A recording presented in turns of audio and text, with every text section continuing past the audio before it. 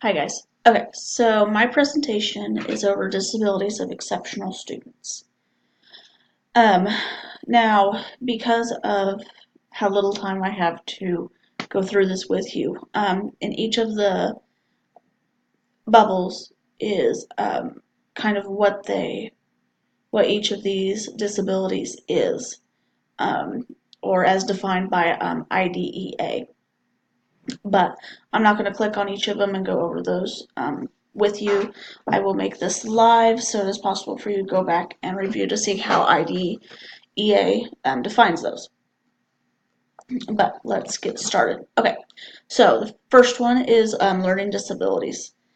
And so those are your basic, I say basic, they are like your reading disabilities and your mathematic disabilities and stuff like that. Now, as far as academic um, goes, they usually have problems with um, reading fluency, reading comprehension, word identification, and phonetic relationships.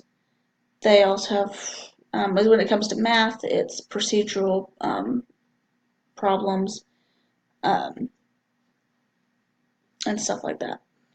Uh, and so um, uh, and then as far as like cognitive goes, characteristics. For math disabilities, that's kind of distributed throughout the brain, um, and then um, uh, then for reading, it's like the left hemisphere. You have issues. They have issues with. As far as like social goes, they are usually more depressed. Usually have higher levels of anxiety, and they are usually described as lonely. They act out. So it's that's kind of things to actually look for. And then as far as intellect goes, they are usually lower intellectually. Now, how to help in the classroom, everything, provide like graphic organizers for um, of course, use technology. Something that they brought up was using advanced organizers, which really kind of show the student what to expect ahead of time, which is nice. The next one is communication disorders. Those are like speech disorders, language disorders, receptive and expressive disorders, language disorders, cleft palate, stuff like that. Now, something to make sure that you don't do is confuse cultural differences for a language disorder.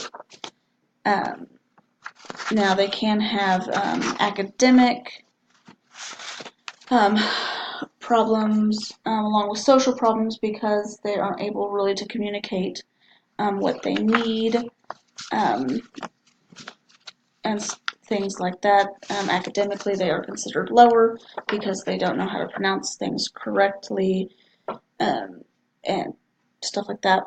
So something that you could do is use visual representation, and really visual can be across the board with the exception of like visual impairments, but visuals will help your students. It's also a way to differentiate your instruction and help other students out who are your more visual learners. Don't just present things via audio. Do audio, but pair it with visual. It'll help your students. Um,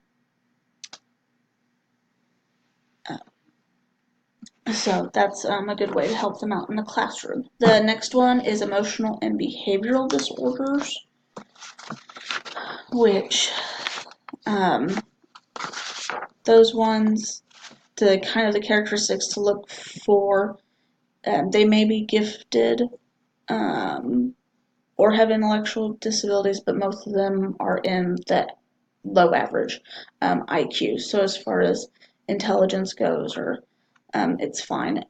Usually they're low average. Academic Usually they do drop out and they struggle with focusing, and that's something to look for.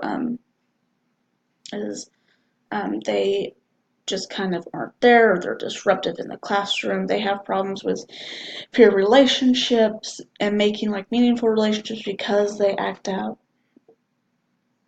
and they just have a hard time um, with um, just making those connections. Not necessarily act out. There's also anxiety, so they're closed off, and just different things. So definitely stuff to look there for there. Now, stuff for them to help them is to use technology to make sure they are able to self-monitor in the classroom. That's a big thing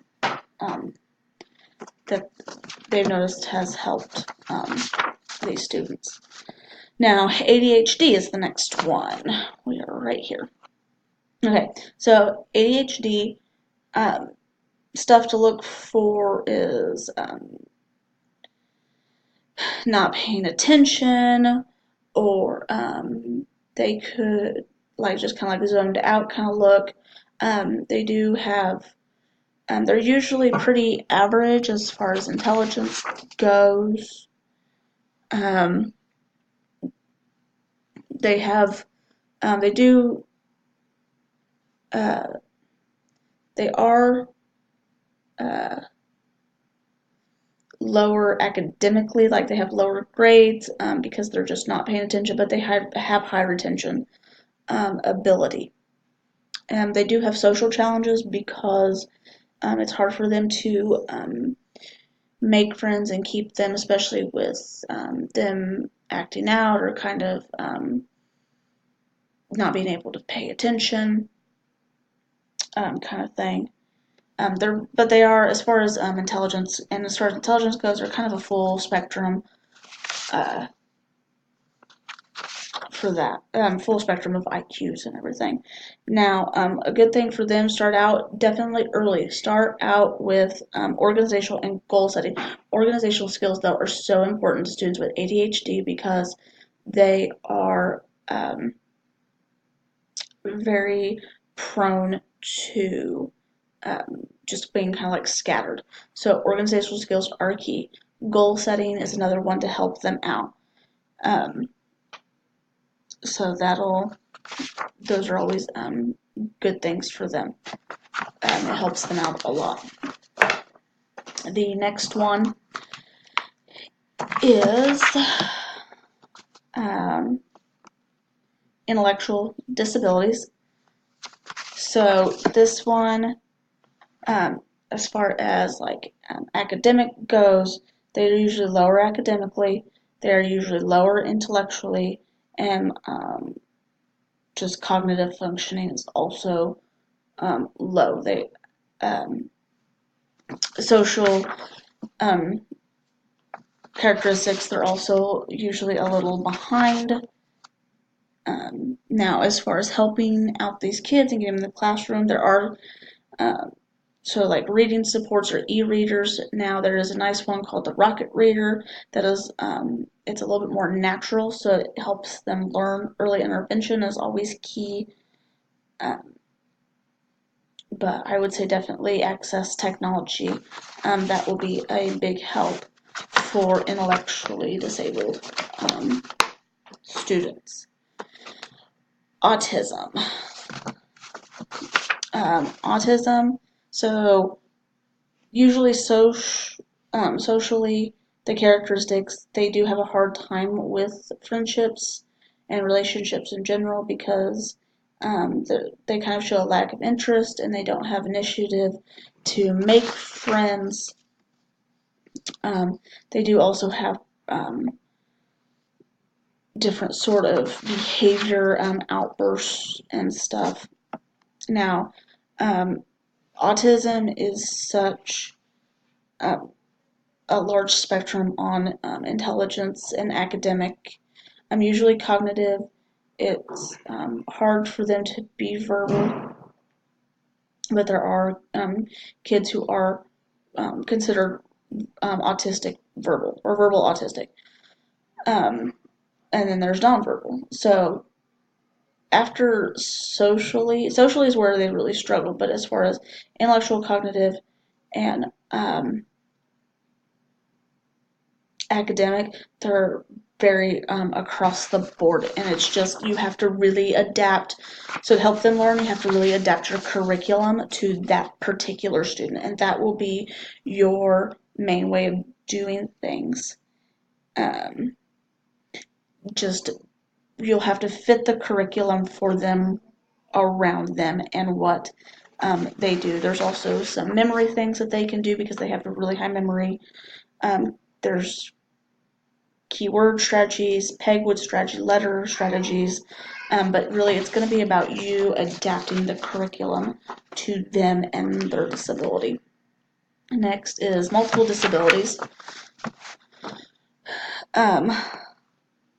which that's as far as intellectual characteristics. It's significant impairments in intellectual functioning across the board. Their academics can be low. This one, it really depends upon what multiple disabilities they have. So they can be average or even high intelligence, depending upon what disabilities they have. So this one's kind of skewed as far as academics goes, and as far as even social goes. And socially, it is usually hard for them to make friendships, but it is very skewed. And then for learning, technology is always a big thing. Use visual, use auditory as well.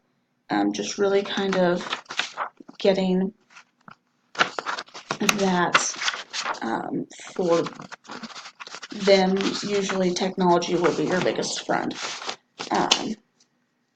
for students with multiple disabilities. The next one is physical disabilities and OHI, or other health impairments.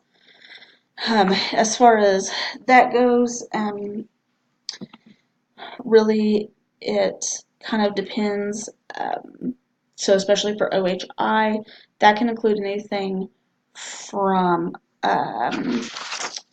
like asthma to epilepsy. So usually OHI, they're pretty like a lot of other students. Just make sure when you do your curriculum that you kind of adapt it to their ability. So and their limitations. I should say adapt it to their limitations. So if you have an asthmatic student, don't do any like running, things like that, or let them run at a slower pace, or whatever the case is. And then they're usually, again, academics on this and cognitive intellectuals all kind of skewed because it involves so many kids on such a large across the board kind of thing. So next one is traumatic brain injury, which that is also really skewed.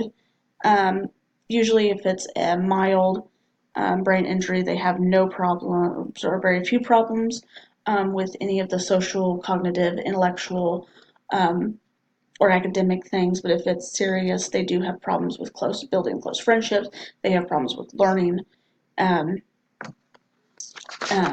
stuff like that. Now, as far as inclusion goes, or universal, not really, just universal design, how to get them in the classroom, make sure it's appropriate pacing, and you allow times for students to response, and kind of maybe just slow down the curriculum a little bit Okay, so for hearing loss, what you need to do as far as characteristics to look for, usually social is your main thing because they have a hard time expressing their needs and wants, but usually academic, cognitive, intellectual are kind of across the board. It kind of depends upon what help you have in the classroom for them. So bring in your interpreters and things like that. Now, for visual impairment, you'll need to build the curriculum kind of around them and make it more for them. Characteristics, really, there's not a whole lot of issues. It's just they have limited experience in a lot of things. So make sure to look for that. And as far as gifted and talented is, they are usually high across the board, except for social, but usually that's even normal for them. All right, thank you guys so much. Bye.